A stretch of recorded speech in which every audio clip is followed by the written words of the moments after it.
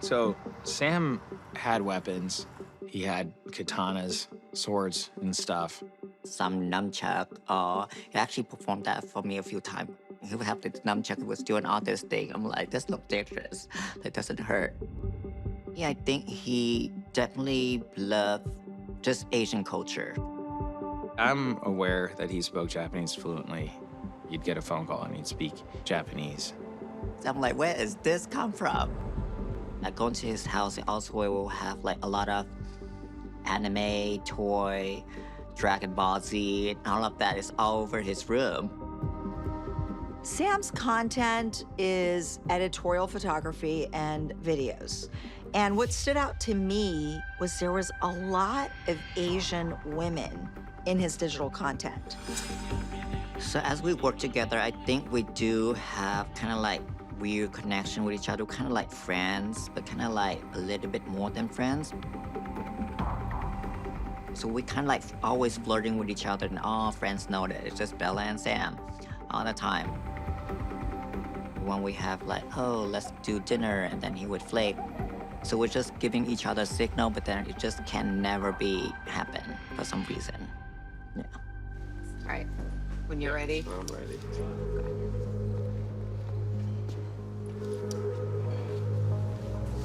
So I first met Sam Haskell on set in 2012. I used to work at Maker Studios. Sam was in the camera department and I was in the makeup department. So I'm Asian, and any Asian descent woman that would come to the studios, he would have interest for sure. Again, the googly eyes, you know, stuff that I kind of got when I first met him, like he would do this to the Asian talents. Like there's definitely a type. He's very quiet when I first met him. I always felt that he liked me.